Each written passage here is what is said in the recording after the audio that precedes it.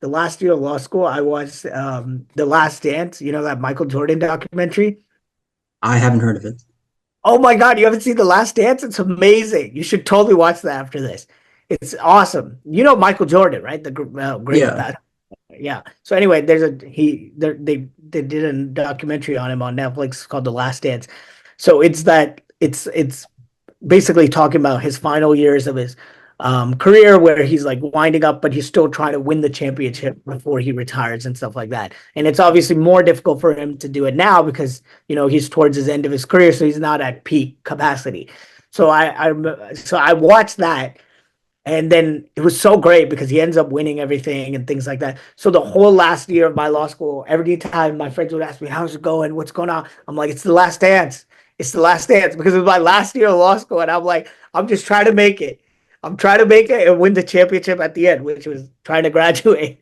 And it's so fun because in a weird way, but it actually really does motivate you because you see the sacrifice people go through and how the limits that they push themselves to, and then they achieve it.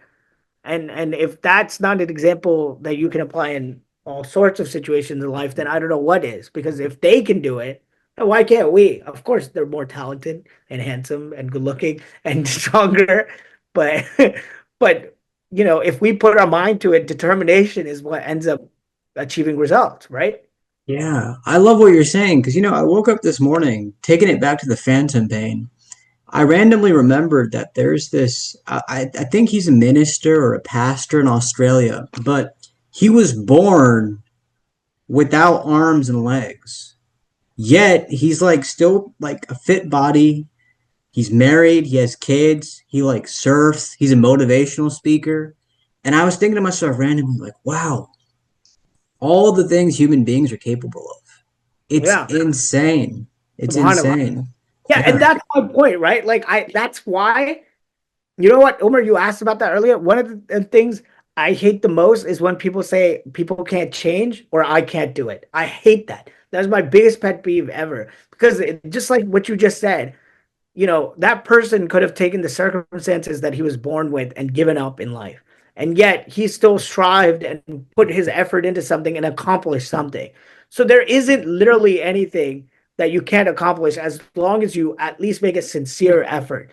And if I relate that back to faith, because I've been talking about faith the entire time, Allah says that in terms of faith too, that if you come walking towards me, I'll come running towards you. As in, if you show a sincere intention to try to better yourself as a Muslim, as an person, you're genuinely trying, I would literally come running towards you, as in trying to help you better your life.